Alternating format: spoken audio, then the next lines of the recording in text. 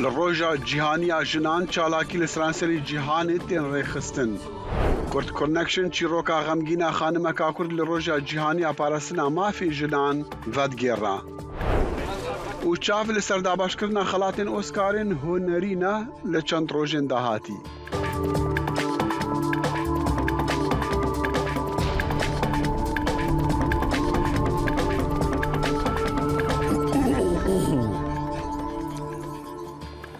دم باش هون برنامه کرد کنکشن جدنگی امریکا لواشنطن تماشا دکن بهیویا دمین خوش امریکا دی بیجاوی پیگرتن هیا جبو پاراستن و پیشوا برنا مافین جنان هرچند کول امریکا ما بخوا مافی جبربرنی جهل عدادگاه بلند امریکی و هاتیا قدغه کرن بالیوز امریکا لنتوین یک گرتی لندا تامز گرین فلد بری کول کمیسیونا روشا جنان یعنی توین گرتی لنیویورکی آماده با ج روزنامه‌وانان را او تیبینی دان و گوت جی کتجاری از وی راستی ناو شیرم کو ام لامریکا راستی پرزگریکن خوین تایبت دبن لامریکا مافی جبربرنی بیت دستی وردانا سیاست مدارن ملیون جنان و هاتیا استندن ببونه روژا جیهانیا جنان ایرو چهارشنبه به صدان کس لکوریا باشور بجداری ده ریوچونه که دکر و جو حکومت خواستن که مافی جنان خورتر بکن اندامن کومالین سیویل و سندیکاین کارکران لسیولی دروش می پاراستنا جنان بلند کرن بجدارن وی ریپیوانی هیوی دکن که حکومت جهی کرنا جندر سیستماتیک لفی ولاتی به چالاکیان شرمزار بکن و ریبرین اولین ایرانی دیبیجن کو جاری کرنا کچن خوندکار تاوانکا لی خوشبون جیرا نابا و اگر به مبست با دوی تاوان بار به اعدام کرنی ورن جزا کرن افراغ هاندن لدمی تندبونا يعني تنوتيجين قل وتوربون قل تنكرن لهم بر بي لك إيريشن قمالي كري دبستانا دا ریبری اولی ایران جهرکرنا وی داویه یا کچن خوندوان دناو ولاد ده شرمزار کرو گود اگر بزانابون هاتبه کرن دوی بینه لسیداردان.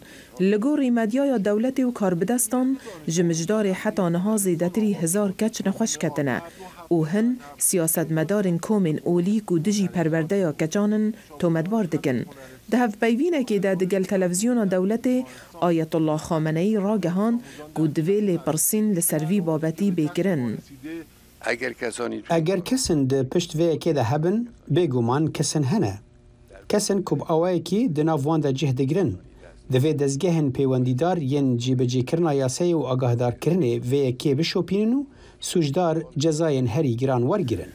اف بویره جمعها مجداره و لباجار پیروز یقوم دست بیکرو جوی دمی و ل25 پارزگهن سرانسری ولاد بلاف بویه. ده دیمن این ویدیویی ده گو آجانسا نوچایان یا وانا گرتیه نشان دادد گو کچ لنخوشخانه تین درمان کرن. اف کچه دبیجت دما از دچوم وانه یا خیادی بهنکاوک گلاوی جسالون دهاد. یک دن دبیجت همیلا شوی به حس بویه و نکاره بری و بچد. هر او بو صدم کو دایکو باب زاروکن خواج خوندنگه هن در بخنو نرازی بونان نشان بدن. اف ویدیو یا رویترزی به دست خستی کو روژاوی ندیاره نشان دادد. گول طهرانه او دنگی خو پیشاندران تی بیستن کو دبیجن او نوهیان دکن کو دبیجن دجمن ما امریکایه لی دجمن ما او بخونه و لوی درینه. اف پیلا جهر کرنه جبو ریبرین اولی دمک زحمته پشتی چندین مهانیان رازیبون ایرانه جبر مرنا کچکا گنج به دست پولیس اخلاقی جبر سرپوشاوه. دست حالاتدارین ایران دجمن کمارا اسلامی به بکار اینانا هیرشان جبو جناف برنا سازین اولی بناف کرنه. لی گمان کتنه سر گروپ تندره گوک پارێزەران ji devxwe şirovekirina Îslamê vedigerin. Sekreterê Rojnamegeriya Amerîka ev bûyera ji herkirinê şermezar kir. Koçka spî daxwast kir ku lêkolînên serbixwe bên kirin. Da ku bê diyar kirin ka çi peywendî bi xwepêşandanan ve heye an ne. Ku dikeve nav erkên komîteya lêkolînên rastîn yên netewên yekbûyî li ser Îranê. Hêlin Sindî, Dengê Amerîka. ایرانی دو سێشەمێ دەستە سەرکردنا چەند بەرگومانان ڕاگەهاند و ناوێوان نەهاتیە ئەشکەرەکردن بگومانە ژەهریکردنا کەچن دبستانان داخویانی دەمەکی دەهات و ئەندامێک پەرلەمانی ناودار و ژمارەك چالاکوانان گوتی و هەژمارە وان کەچن نیشانن ژەهریکردنی بەسەروانە دەرکەتین بە هەزارانە و لە سەدان دبستانان ژی. هەژمارن کون و هاتن ڕاگەهاندن بە ئاوایەک دراماتیک قەیرانە بەردەوامە ئیرانی خراپتر کریە و ژخوا دبن فشارێدایە پشتی چەند مەهان ji خۆپیشاندانان ji ber mirina jîna Emînî di zîndaneka polîsên exlaqiyên Îranê de li meha Êlûna par. و پشتی لێکۆلینەکە کەناڵی CNN یا لەسەر گرتیگەهێن ڤەشارتی ئیرانی کۆشکاسپی ژی پشتگیریە بانگا کۆمیتەیە تێکەلیên دەرڤەیە civata سیناتۆرên ئەمریکی کرد ji bo lêkolîneka netewên yêkbûyî. Berdevka çapemeniyê ya koşkasپîkarên jên pêr got ku bin pêkirina mafên mirovan ên hikûmeta Îranê divê bê cizakirin derbas nebe. Raporteka kanalê CNN diyar kir ku torek navendên işkencedanê yên veşartî li Îranê hene. Komîteya têkeliyên derve civata sînatorên Emerîkî jî gotiya divê lêkolîn ji hêla encûmenê mafê mirovan ya netewên girtî ve li ser vê mijarê were kirin. سکرتێری گشتی نەتەوە گرتووەکان ئەنتۆنی گوترەیش وتی کە مافەکان مافی ژنان لە سەرانسەری جیهاندا بە خراپی پێشێل دەکرێت ئەوان دووچاری هەڕەشە و پێشێلکاری دەبن و یەکسانی جەندەری بۆ ماوەی 300 ساڵ لەسەر ئەو ڕێڕەوەی ئێستا هەیە بەدی ناکرێت. لە هەمان کاتیشدا ناوی چەند کاربەدەستی ئێران لە ناولیستی نەتەوە گرتووەکاندایە کە داوای سزادانیان دەکرێت بەهۆی دەستدرێژیکردن لەسەر ژنان. بۆ بەدواشوێنێکی خێرا لە سەردۆخی ژنان لە ئێران لە ڕۆژی جیهانی داکۆکیکردن لە مافی ژنان میوانداری خانم ئەڤین مستەفا زادە چالاکی مافەکانی ژنان دەکەین. ئەم کاتت باش ئەڤین خان سوپاس بۆ کاتی جەنابەت پێش ئەوەی باسی ئەو هەواڵانە بکەین کە سەبارەت بە ئێران و پێشێلی مافی مرۆڤ و مافی ژنان دەکرێت دەمێ بۆچوونی جەنابەت وەرگرم لەسەر دۆخی ژنانی ئێران لەم ڕۆژە تایبەتەدا. سڵاتان لەبێتۆم کاتەی ئێوەش باش ئەگەر ئاوردانەوەیەکی خێرا بە دۆخی ژنان بین لە ئێراندا دەبینین کتابچێوە ماتیک و بەرنامەدا ڕێژرا و کۆماری ئیسلامی هەر لە سەرەتای هاتنە سەرکاریەوە بەرنامەی بۆ حەقی ژنان لە مەیدانی گشتی کۆمەڵگادا لە مەیدانی سیاسی کۆمەڵگادا بۆ ئەلگووی زۆبەکەی و ئیدۆلۆژی کە هەیە لەناو ئۆسیستان لە هەموو جونگەکانی حکوومەتدا ئەوە ئۆلگویەک لە ژن دروست بکات کە لە هەرسەی یا لە مەیدانی گشتی سیاسی و کۆمەڵاتی اقتصادی حەسبی بکە و نەقشێکی بۆ دیاری بکات نەقشی دەرەجە دوویەوە زیاتر نەقشی ئەوەی کە لە نێو خانەوادەدا منداڵی بێ و منداڵ بە دنیا بێنێ. بۆیە دەبینین کە بربەستەکان بۆ ژن زۆرە زۆربەی هەلەکان لە ژن سپێنراوە و لە هەمان کاتیشدا کاتێک کە مبارزاتی ژن خۆیان هاتۆتە مەیدانەوە ژنان ئەنگیان هەڵبڕیوە هەر بەرنامە سیستماتی خۆی بەڕێوە دەباوە ساختارمەندە لەناودا هەوڵی دامژناوە سەرکوتیان بکە. بۆیە ئێمە لە شۆڕشی ژینانە بینیمان کە ئەو سەر هەڵدانە گەورەیە کە ژنان تێیدا مەرکەز بوون بەڕێوە چوو سەرکوتەکە بەرامبەر بە ژنان لە ڕادە بەدەست زیاد بوو چەند قات بووە گزارشەکان لەو بوارەوە زۆر باشە ئەو هەواڵانەی سەبارەت بە ژاریکردنی کچان یان لە خوێندنگاکان ئەمە بە پێشێویکی تری مافی ژن پێناسە ناکرێت چونکە تایبەت ژن ئامانجی ئەم عێریشەکە تا ئێستا بە دروستی نەناسراونە لای چی وە چۆن دەکرێت؟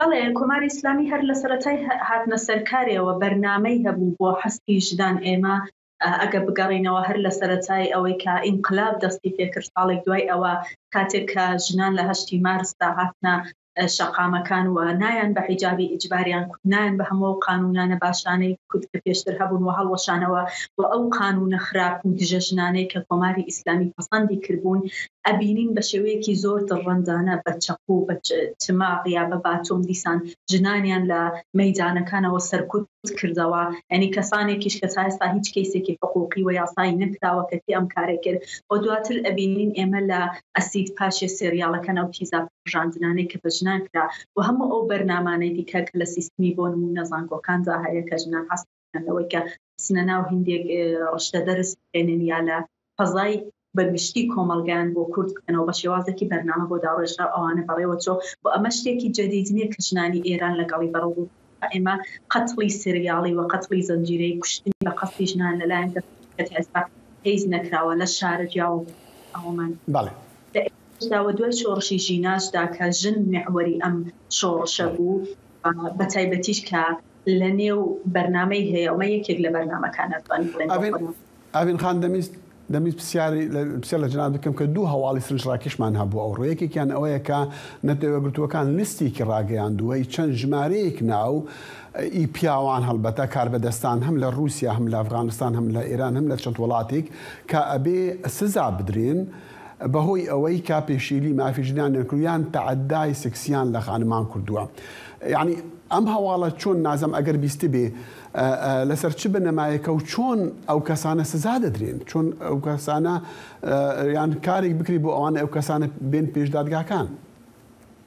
بەڵێ دیارە ئەو جنایەتانەی کە لە ماوەی شۆڕشدا گیرا بە تایبەت بەرامبەر بە دەست بەسەر کراوان کە تەعەدان یەکرا لە ناو زیندانەکاندا ئازارێکی زۆر دران و شکنجە کران و هەموو ئەمانە پرۆسەیەکیان تێپەڕکردکە ببن بە جەنگ و دەنگی خوان بۆ شۆنانە بگەینن کە بەڵێ ئەمە ناو سیستمی کۆماری ئیسلامیدا و لە ناو سیستمی قەزایی ئەو حکوومەتەدا تەنها بۆ ئەوەی کە ژنان داوای ماف و ئازادیەکانی خۆیان کردووە بەرامبەریان کراوە بۆیە ئەم دەنگانان بەرز کردوتەوە لە ئێستادا بە پرۆسەمانن ئەتوانین بڵین ئەم شتە نەتیجەی دەبێت کە چۆن ئەم بەرپرسانە سزا بدرێن پێشووتریش لە ماوەی ئەو شۆڕشەدا مەڵێکی زۆر بەرپرس کە دەستیان هەبوو لە کوشتن و لە شکنجەدانی خەڵک سزایان بەسەردا سەپاوە بەڵام ئەمە چونکە قۆناغێکی دواتراوە دەتوانین لە هندێک وانوەکو جنایەت عەلەیهی بەشەریەت چاوی لەکەین چونکە بە شێوازێکی سیستماتیک لە نێو ڕێژەیەکی زۆر لە زیندانەکان و بە بەرنامەیەکی مشەخص لەلایەن حکوومەتەوە ئەنجام دراوە پێویستە بۆ نمونە ئێمە بینیمان کە کۆمیتەی حەقیقەت یا بەوەی کە ڕاستیەکان بزانێت چی ڕوویداوە دروست کراوە و ئەمانە زۆر بۆەوەی کە سابت بکەن بەڵێ ئەم شتانە ڕوویان داوە و ئەم بەرپرسانە دەستیان هەبوو لە بۆ پێویست بدرێت. بێگومان هەواڵەکان دەرەچن کە هەندی خەڵک لە ناو ئێران قسەیان کردووە بە تایبەت مەلایەک بۆ سینێن پێشە ڕۆژێک قسەی کرد بووە تەکید لەوە دەکە کە ئەم پێشێلیانە بوون. ئەڤین خان دەمویست پرسیاری کۆتایم ئەوە بێ لەسەر قسەکانی سکرتێری گشتی نەتەوە گرتوەکان کە دەڵێ یەکسانی جەندەری جێبەجێ ناکرێت تا 300 ساڵی دیکەش ئەگەر ڕەوشەکان ڕەوشی ژنان و ڕەفتاری حکوومەتەکان و کۆمەلگاکان بەرامبەر بەرژن بەو شێوەی ئێستا بێ. تۆ چۆن ئەو قسەیەک دەدەیتەوە؟ دقیقاً پرسی ژن ئەگەر چاوی لێ بکەین لە هیچ کۆمەلگایەکدا هەتا کۆمەلگا ئیسکاندیناویەکان کە بۆ ئێمەمانە نمونەیەکی باڵانەکات ئیدا بەرابەری ڕەگەزی هەیە بەڵام ئەوانی شێستا پێی نەگەیشتونەوە ساڵانێکی زۆریان ماوە لە ئێستا دەبینین کە بەهۆی ئەو مەنافع سیاسیانەی کە لە دنیادا هەیە بەهۆی ئەو بازاڕانی ئەو لیبراڵی کە هەیە بەهۆی ئەو ڕوانینیانەی کە بۆ ژن هەیە ئەمە مەسیرێکی زۆر زۆر تون دەبڕێ ئەگەر لە خاوەرمیانەشەوە چاوی لەکەن بە ڕۆژهەڵاتی ناوین بەهۆی ئەم گروپە توندڕەوانە بەهۆی ئەم حکومانەی کە لەسەرکارن ژنان چونکە ئەم پرۆسەیە ناتوانن نۆرماڵ تێکەن و ئەمانە هەموو دەخیل بۆ یەشتەکە هەر دەکەوێتە دوایی ئەوەشمان لەبین بەرابەری ڕەگەزی لە دنیادا بەسراوەتەوە بە یەکێنی ئێمە ناتوانین بڵین بەرابەری ڕەگەزی لە سوێد و ئەمریکا دەستەبەر دەبێت و لە ڕۆژهەڵاتی ناوەڕاست دەستەبەر نابێت کەوایە ئەمە دەستەبەر بۆ هەموو پرسێکی جیهانیە پێکەوە پێک بەسراوەتەوە کارێکی هەیە بۆیە بەڵێ ڕاستەوە هەموو ئەم بارودەوە هەموو ئەم جریان زۆر زۆر سپاس ئەڤین مستەفا زادە چەلاکی مافی ژنان لەگەڵمان بوو. سپاس.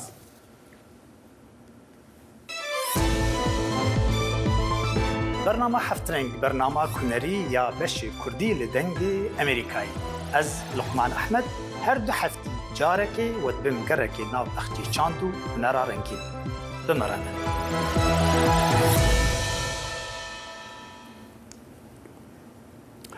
هەرچەندە لە یادی 8 مارسدا کە ڕۆژی ژنانە چەندین چالاکی جۆرا و جۆر بەڕێوە دەچێت و ژنان ئەو ڕۆژە پیرۆز دەکەن، بەڵام ئاماژەش بەوە دەکەن کە دۆخی ژن و پرسی ژن لە ئاسێکی خراپدایە.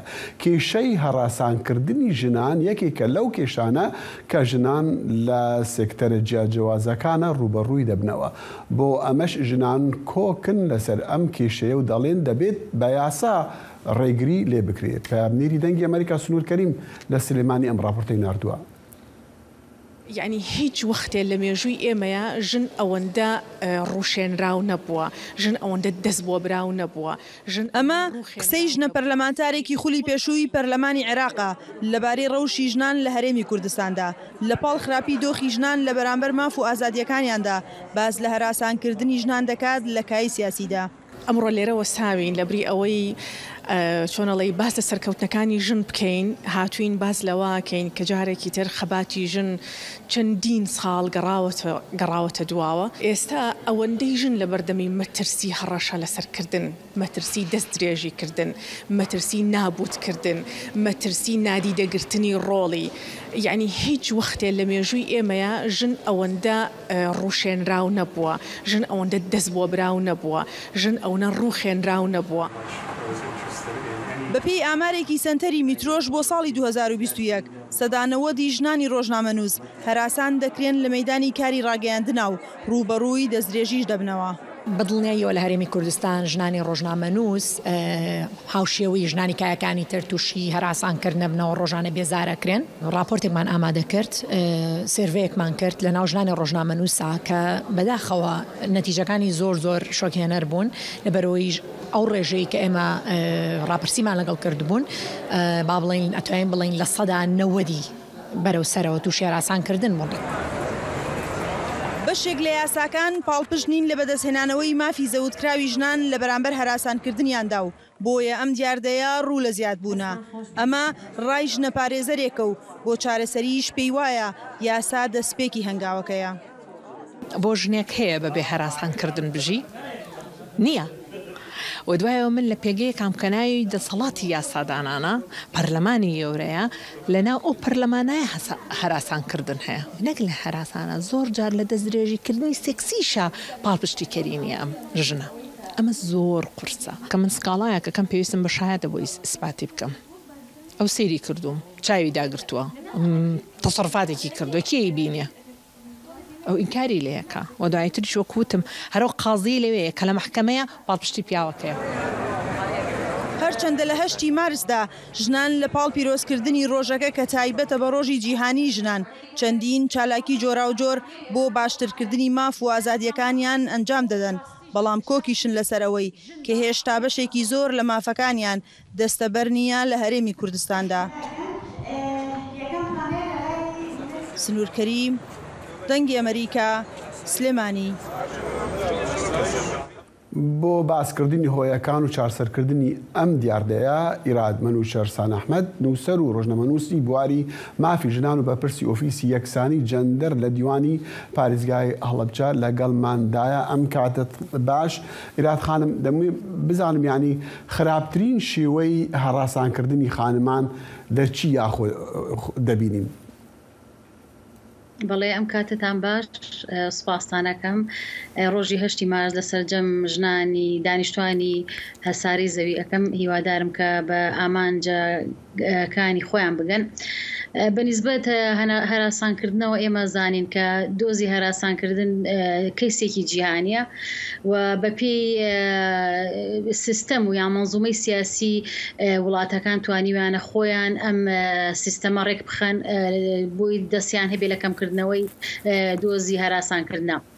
بەڵام وەک تێبینی ئەکری ئێمە لە هەرێمی کوردستانە بەداخەوە کە زۆر داتاکان لاوازن لەسەر ئەوەی کە جۆرەکانی هەراسانکردن دیاری بکرێ، بەڵام بە پێی و داتانی کە ئەنجومەنی کاروباری باڵای خانمان لە ساڵی 2022دا ئەنجامی داوە، لە ڕاپرسیەکی زۆر لە ژنان بەشداریان کردووە کە لە 66 ژنان لە ترسی هەراسانکردنی هەموو جۆرەکانی هەراسانکردن بە تایبەتی ئەتوانین بڵین هەراسانکردنی سێکسی ژنان نایوەرن بێنە ناو کردی کار کارکردنەوە بە تایبەتی بەداخەوە کردی تایبەتمان هەیە لە هەرێمی کوردستان کردی تایبەت توانین بڵین زۆر لاوازە لە ژێر چاودێری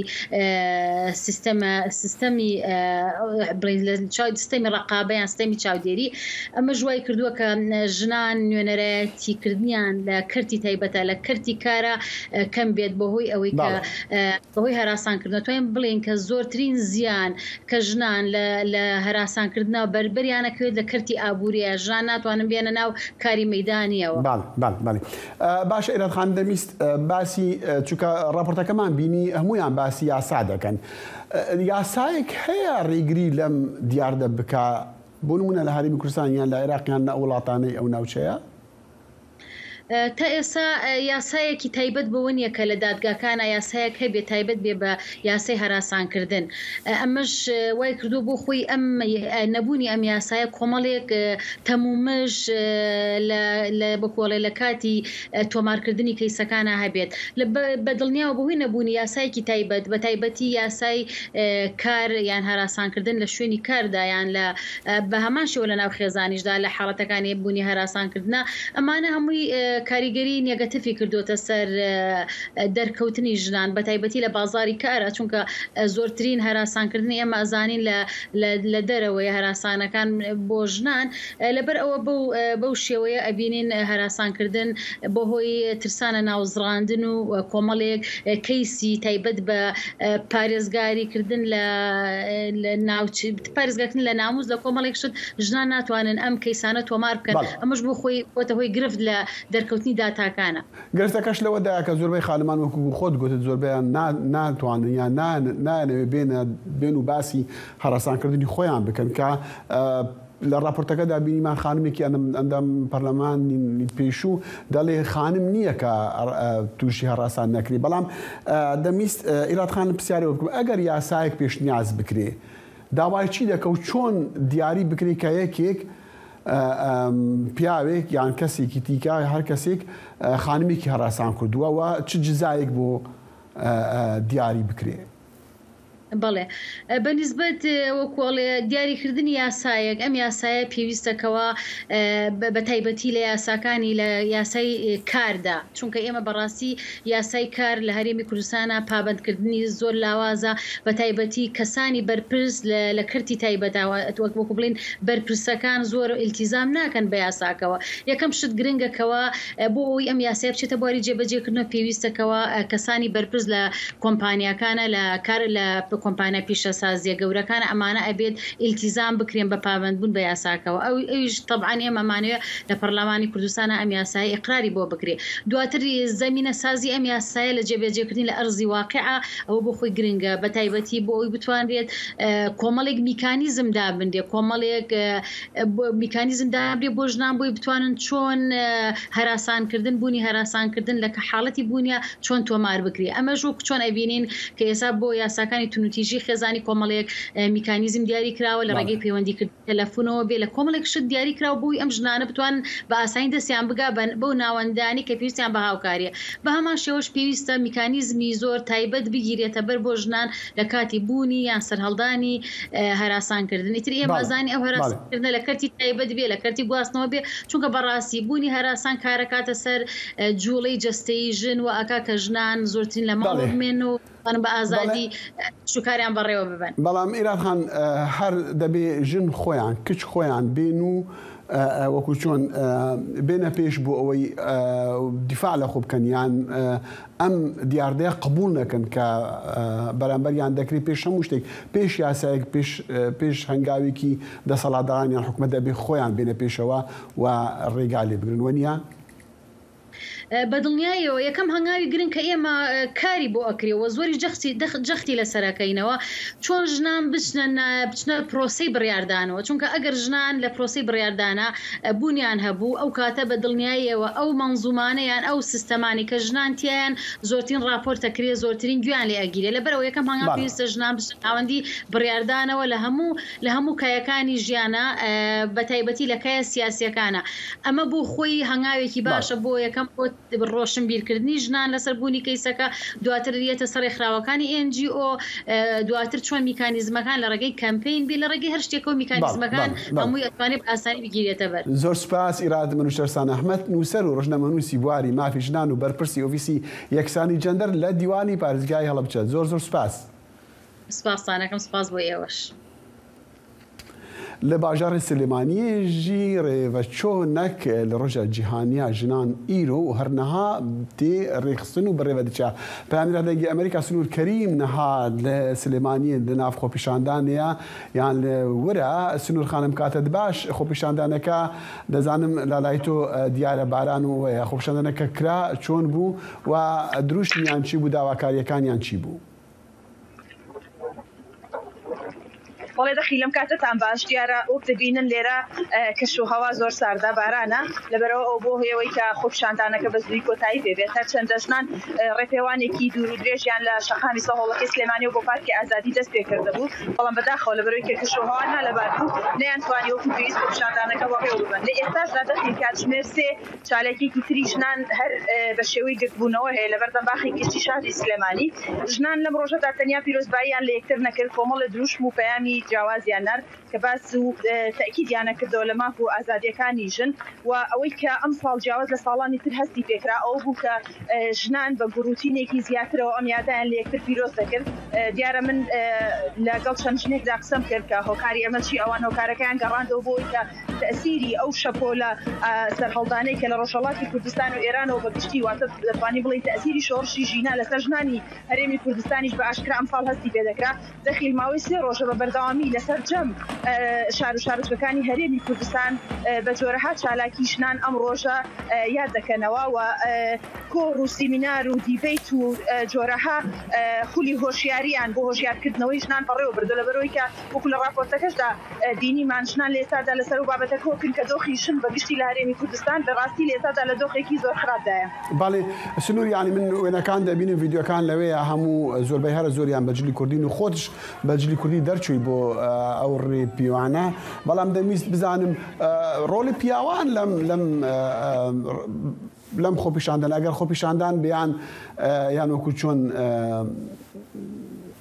چی بێدەڵێن بەڕێوە چوون بێ بەشێک پیاوانیش تەبعاً بەشدار بوون لە ڕێپێوانەکەی ژنان لە چالاکیەکانی ژناندا هەرچەند پرسیارەکەت لای من زۆر مەفهومەکەی وازح نەبوو لەبەرەوەی بەهۆی دەنگ بە باشی ناگاتە لای من، بەڵام دەمێنەوە ئاماژە بۆ بکەم دوێنێ من لە یەکێک لە دیبیتەکانە ئامادە بووم کە بۆ ماوەی تقریباً 6 کاتژمێر لە نێوان کۆمەڵێک لە ژنانی تەنانەت کوردستان یعنی کوردانی سووریا تورکیا ئەوانیش بەشداری ئەو دیبیتە بوون و هەروەها ژنانی ئێرانیشم بینی لەناو دیبیتەکە کۆمەڵێک لە پیاوان هەبوون. دیارە مشتومڕ و گفتوگویەکی تون لە نێوان ژنان و پیاواندا بەڕێوە دەچوو. بەشێک لە پیاوان نەیان دەتوانی ئەو مەفهوم و ئەو چەمکانەی کە ژنان یاخودە و خواستانەی کە ژنان دەیان هەوێت لە داهاتوودا لە ئاستی سیاسی و بڕیار و لە ئاستی بەگشتی واتە شەقامی کۆمەڵایەتی و شەقامی سیاسی لە هەرێمی کوردستانە تەسبیتی بکەن. بەشێک لە پیاوان ڕخنەیان لەوە دەگرت، بەڵام گفتوگۆکان بە ئاستێکی باش ئەرێنی دەبینران لەبەرەوەی بۆ یەکەم جارە لەو ئاستە باڵایە کە بتوانرێ مشتومڕ نێوان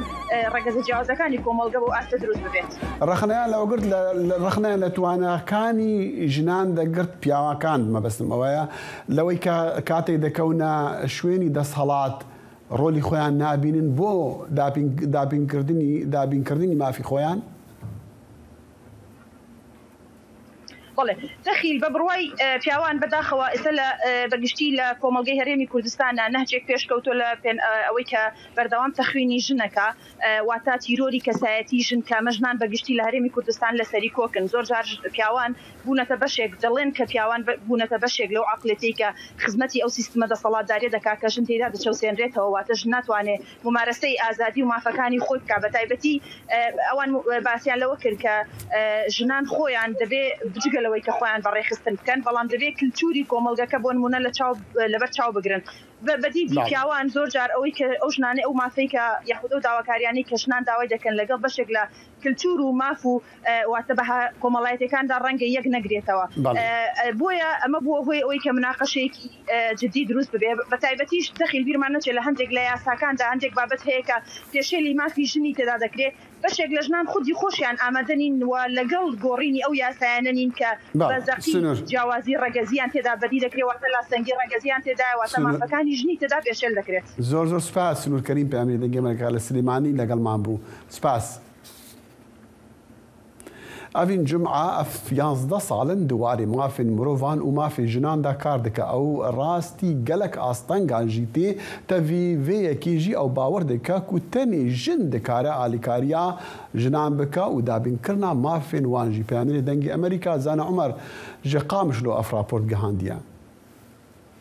Ev 11 salên duwarê mafê mirovan û jinan de li herêma Kurdên Sûriyê kar dike. Çalekvana jin evîn cum'a ji Dîmeşqa paytexta Sûriyeyê heya got ew bizîvire bajarê xwe yê dayîkê Qamişloyê serbêhatiya xwe vedibêje.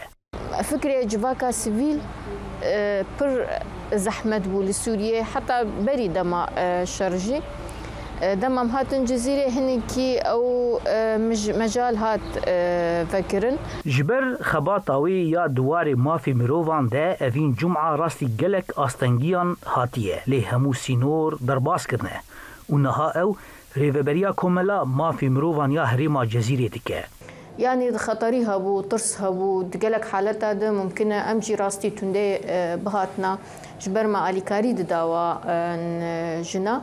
Lê azadiya wa jina û ew emela wanî got xwe mev girê didan dibû dafeek ji me re ji bo em her û her berdewam bikin. Li Bakur û Rojhilatê Sûriyê zêdetirî 65 rêxistinê jinan hene. Tevahiya wan ji bo bilindkirina a starola jinan û parastina wan ji tundiyê kar dikin. Li gorî rêxistina sara ya parastina mafê jinan di sala 2022 de di 115 binpêkirin dermafê jinan de hatine belgekirin. Li wa herêma jî jin tên kuştin dikevin binê erdê di tên veşartin û dibe hala intîharê. حتى veşartin jî heye ji ber vêna nisbet hinkî li milê Firatê mentika tabqa dêr zor reqayê nisbeta wêna bilind e ji ber hinkî qanûn jî bi rastî xweşik li wa herêma nehatiye rûniştin ji ber wilo nisbeta wêna zêde ye. Amarên binpêkirinê mafê jinan yên ragihandî ji rastiyê dûrin. Li gorî evîn cum'a gotêkoşîna jinan ji bo mafê jinan li rastî astengî û metirsiyê tê. Bi taybetî deverên rizgarkirî ji Daişê got hişmendiya civakê jin weke amûreke seksî û xizmetê dibîne û ji mafê xwe yên resen bêpare. Zana Umer dengê Amerîka Qamişlo.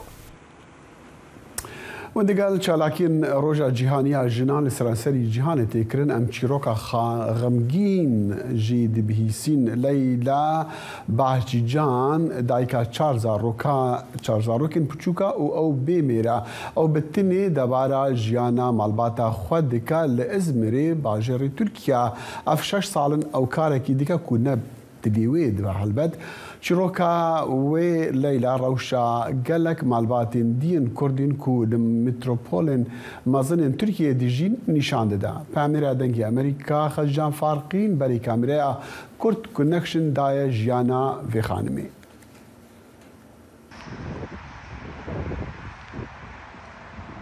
ev der xurtegeheke û ji bo malbata Kurd bûye jînge.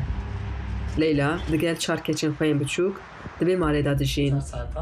Li metropolên Tirkiyê bi milyonan Kurd dijîn. Hin ji wan xwediyê çîrokên serkeftinê ne, lê hin kes jî di nav çerxa jiyanê da tekoşîneka mezin didin. Li bajarê İzmîrê jina Kurd Leyla pekane jinek ku karê xurdefroşiyê dike. 5-6 sal bûye. Ama berî wê jî heye ez berê ji febrîqê wan şixulî bûm. Ana jam top dikin û em ji nav hevdû dineqînin û em difroşin geçima xwe zarokê xwe spê dikim. Leyla li taxa Aktefê li navçe Gazî Emirê di depoyek mezin da maddeyên bikar hatî ji bo veçerxînê kom dike. Her roj bi dehan kesên ku ji sergoyên bajêr maddeyên bikar hatî berev dikin tînin difroşin Leyla. Ew jî van zibilan ji hev cuda dike û di xirarên mezin da kom dike.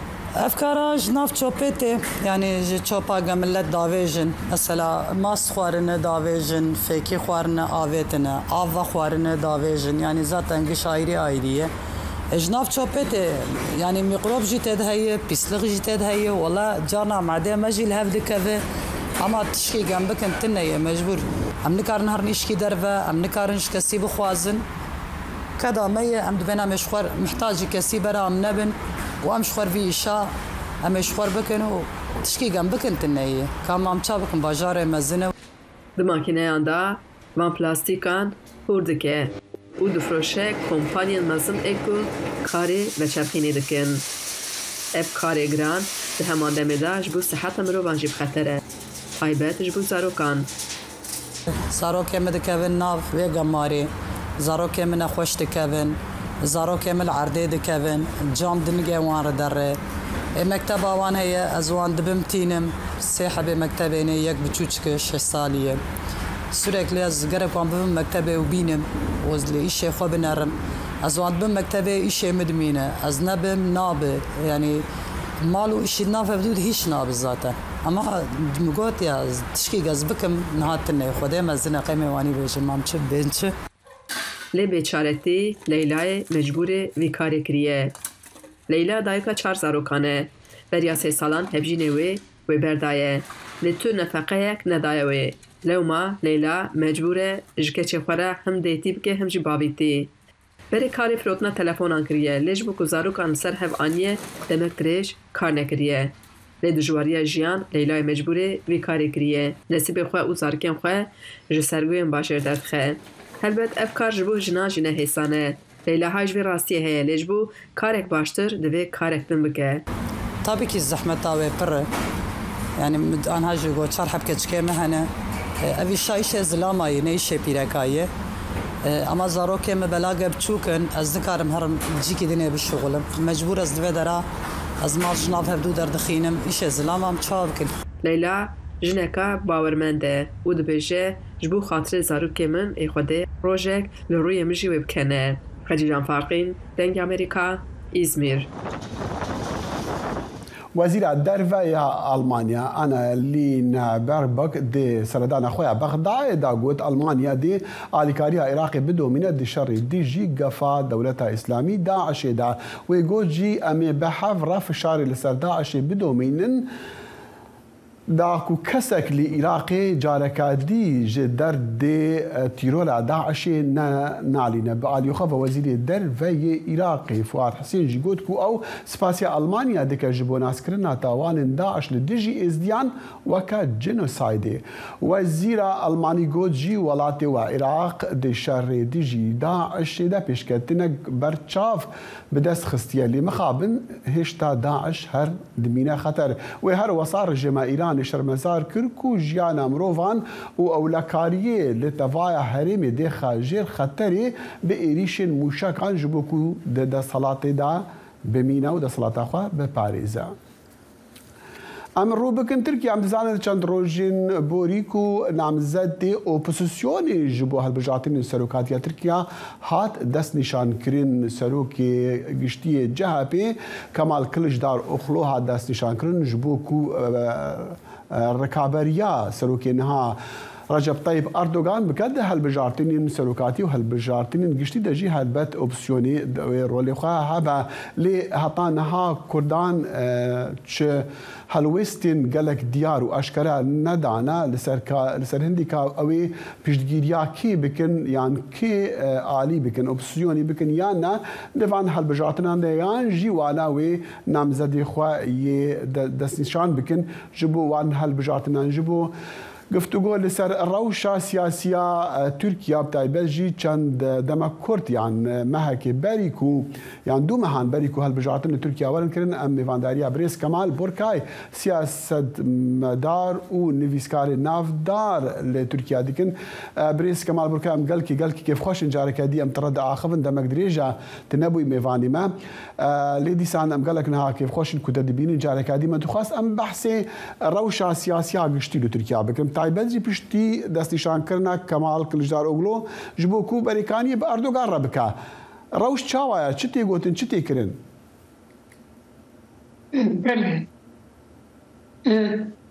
کلژداروغلو و نیشاندان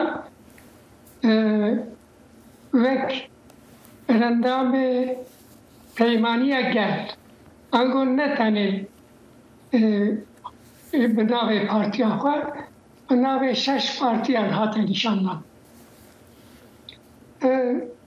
tabii ve Kılıçdaroğlu çi bike. Yani bernamaya çiye. Tişte ku haya iro hatiye nişandan hatiye eşkere kirin. Kılıçdaroğlu o havalen ho ve Türkiye ve gerinin sistema beri. Ango sistema parlameniye. Çend salam beri malum belli Türkiye sistema parlameni hebu. Le زاگوان اساسی قانون اساسیات کو هاتن و یا سیستم سرکوماری چی بود و سیستم دا هزا دولت حکومت هزا اساسی عدالت و دادمندی کتنه دست مروکی بله و وقتی جی بسیاری از بخو من افتش شاش دیدید بله یعنی بله فرمو كلامك فرمو يعني دوها او هفلمانيا قال وكلشتاروğlu دخازن كو وگرن سيستما بره يعني او رستوراسيونه که ولی کی باشه يعني سيستما پارلمانتری جو سيستما یک مربی باشتر از دویجم بله لی و پریدیکه جو دموکراسی يعني جو چاره سریا Pırskayken pırsen Türkiye, pırsa Kurdi bir taybeti, avteredike na. Am bejin pırsa Kurdi, am bahse pırsa Kurdi bikin biriz Kemal Burkay. Yani اگر هاتو ام سیاست اردوغان و آک پارتی دزانن دوان چند سالن یعنی 20 سال او لسر دسالاتنا لی اگر هاتو کمال کلجدار اوغلو او اتفاق خویا شش آلی گهج دسالاتی جبو کردان يعني جبليكو بابتيكو جورنا سيستم جبور سيستم برلماني تشدي ويد قازاجا كردان دبل دميكو ام دزانن او صلاه دابو بري نهاجي بارتياوي وهناك بارتي النجاة بارس دي اتفاقاوي دنا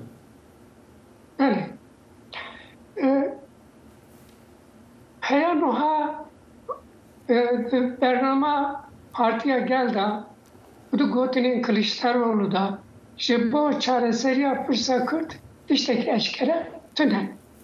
Rasta ev basavi ki aşiti dikali aşti çava çedime. Vela teki ve Türkiye kuhusalara şerre kurdan tekirim. Ne tanil öndür vela hayal eder sinor aşı Türkiye tekiri mesela erişi üyali sinor andıka. Kurdistan'a başvur, nürajılat. Geno ev mesela bir çava çare serve, ya çare ser nebe çava aşkite Türkiye. Mesela evet, muhabın bernama peyvaniye geldi, tiştek jibo kurdan tüne. Her saji Kılıçdaroğlu veya na projeye ki o peşkeş ne kiriye bu çare ser yapışsa kurd. Ona ve ilkeji yani mikarın hevi bikin ki Kılıçdaroğlu vere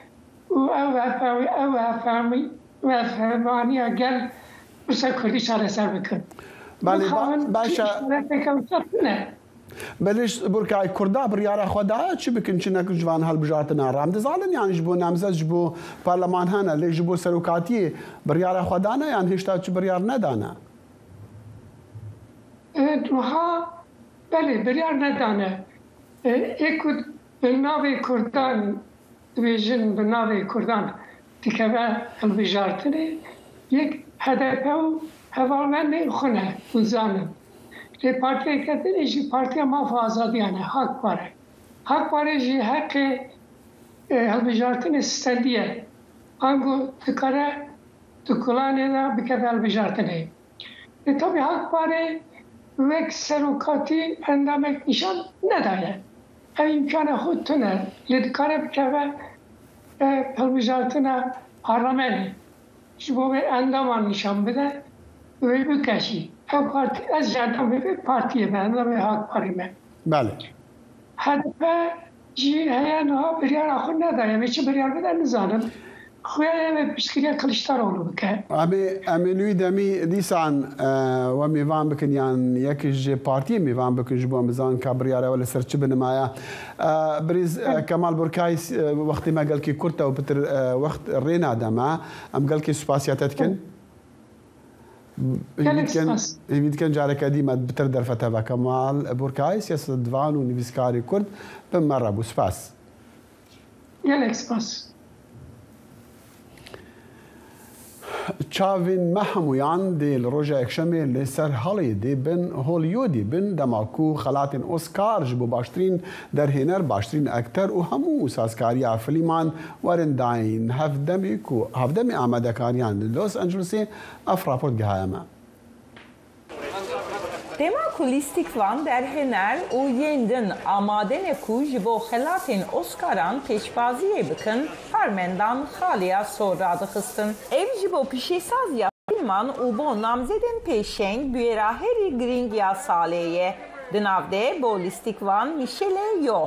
O filma Everything Everywhere All at Once. Se endamendin yen ve filmeji bo xelatin listikvaniye peşbaziye dıkın. Kate Blanchett bo rola xoya wek derhinereke müzika klasik ya the filma tarde bo xelata listikvana baştirin ya sereki ya jin yek je peşenk namzedane. Her du film ji de nav deh namzedin Oscar'e yen baştirin film dene. Her vaha filma Elvis Kuchiroka Strambeji Pop Elvis Presley jinu ve peşkeş dike ve Aston Butler jibo listikvani heri baş peşbazi dike. Bernard Hiller mamoste listikvaniye ku bo dersen xwe bi serketiyan re hevpeyvîn kiriye dibêje Hollywood xelatin Oscar'ê ciddî dibîne. It's very important for the film. Oscar jibo film û lîstekbana pir girîng e. Ji ber ku peşerandinek ji pêşesaziyê ye ku dibêje tiştekî we yê bêhempa heye. Brendan Fraser di filma The Whale de jibo xelata baştirin listikvaniyê de rikberekî din yê serekî ye. Di çîrokeke zilamekî qelew û peywendiya wî ya aloz ya bi keça wî re. Filma The Banshees of Inisherin ku li ser aloziya di hevaltiyekî li gundekî İrlandayê bo listikvanê serekî Colin Farrell û listikvanên piştgiriyê Brendan Gleeson û berîkî O'Gihan û hevdem ya Kerry Condon namzetî bi dest xist. Lê Condon xwedî rîkberane wekî Angela Bassett ji bo rola wê ya di filma Black Panther Wakanda Forever de. Di nav namzedên bo baştirîn dîmen de filmê The Fabelmans jî heye ku li ser jiyana destpêkê ya derhiner Steven Spielberg'e. O filma Almanî All Quiet on the Western Front ku li ser bingeha çîrokekî dî jî şer ya ji pirtûkekî 1929 hatiye çêkirine. Ev jî hem bo baştirîn dîmen û hem jî bo baştirîn filma navneteveyî namzede. Hiller dibêje ku beramberkirina filman û performansan dijwar e. Because some people have dramatic Oscar-winning scenes. Ji ber ku dîmenê xelatgirtina Oscarê yên hin kesan heye û yê hin kesa jî tune ye. Mîna got mirov vê sêv û pirtiqalekê û hirmiyekê bide ber hev û bipirse kîjan çêtir e. Loma ne girîng e, pir ciddî nagirin. Tevî hin mijarên ciddî xelatên Oscarê wekî serdemeke pîrozbahiyê têne armanc kirin. Dema ku temaşevan filmên xwe yên bijare û kesên ku wan çê dikin şa, pîroz û serbilind dikin. Ji bo Mike O'Sullivan özlem yasak dengê Amerîka. خب بخشو دلخوازه که هیزن برروانیا سیویل آسوریه به ناو سلام محمود تنی یک هزر دکر دماکو او آواهین حرفتی دیدن پشتی ارتهجا لترکیه و سوریه دای او در و ایران کری. جوانا 24 سالی و هادوگو تشتی کو من هزر لی دکر او بوکا ازی چاوا زارو کان جبن آواهین حرفتی درخن. گر کسک ساخ هبا از چاوا خو بگهی می او یک ج 300 جنانه د بروانیا سیویل آ سوریه دا کو بناوی کومین سپی ته ناسکرن کار دکه و بشداری د ارکی رزگار کرناز د 3000 کسان د کر د کو کاریگری کتبون جیر کاریگری ارتش جیل روش آوای سوریه کو د بندستی سرحلداین سوری دانا في چندین داویا برنامه ایرو یا کرد کنکشن حتی صبحی دیگه ایک هر شاد و بختبر و صلاح ورزن توایا اندامین تیم کرد کنکشن جوارا دیارینا و دنباش